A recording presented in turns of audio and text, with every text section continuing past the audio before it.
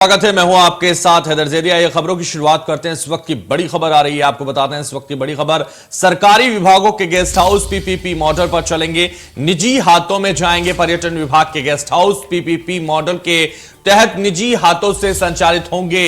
ये guest house PPP model के जरिए आय का साधन तलाशे जा रहे 100 दिनों की कार्य योजना के तहत तैयार किया गया ये प्लान।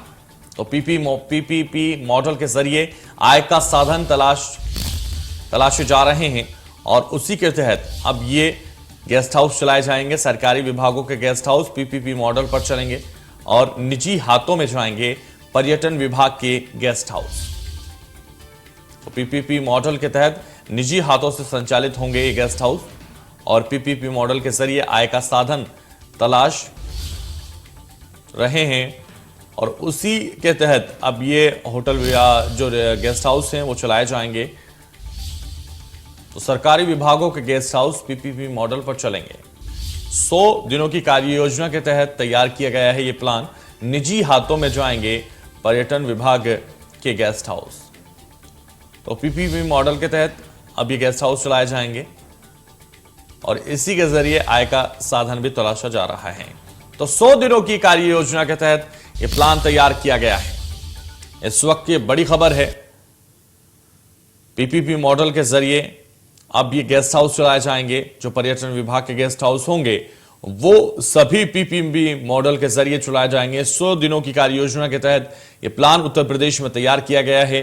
पीपीपी मॉडल के तहत निजी हाथों से संचालित होंगे गेस्ट हाउस।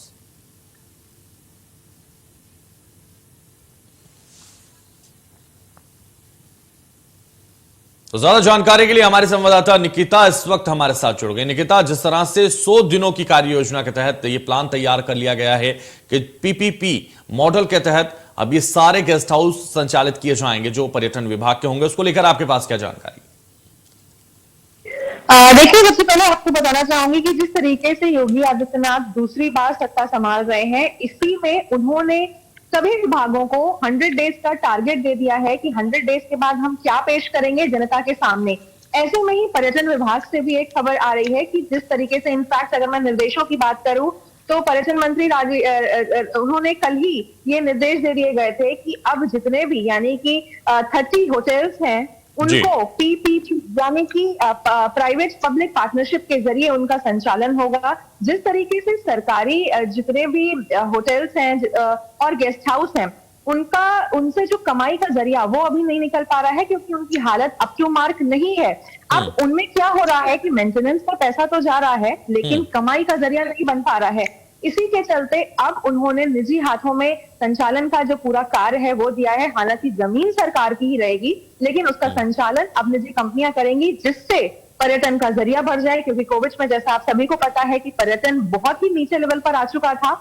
तो इसके चलते अब ये एक योजना तैयार की है जिससे कमाई भी होती रहे। तो पर्यटन विभाग के साथ साथ सिंचाई विभाग की बात करूं, लोक निर्माण विभाग की बात करूं तो इसके जितने भी गेस्ट हाउस हैं फिलहाल उसका संचालन अब निजी कंपनियां करेंगी जिससे एक अच्छा खासा अमाउंट सरकार को मिल सके क्योंकि मेंटेनेंस का अमाउंट जाता था लेकिन कमाई नहीं होती थी। अब इसी के जरिए सारे विभागों को 100 डेज का एक टारगेट दे दिया है। 100 डेज के बाद जनता को दिखाएंगे रिपोर्ट कार्ड। बिल्कुल, तो ये बेहतरीन प्लान तैयार किया गया है जिससे कहा जा सकता है पीपीपी मॉडल के तहत जब ये सभी गेस्ट हाउस चलाए जाएंगे तो कहीं ना कहीं आय का एक साधन तलाश लिया गया है सरकार की तरफ से और इससे अर्निंग होनी शुरू हो जाएगी। आप बने रहिए हमारे साथ निकिता, हम आगे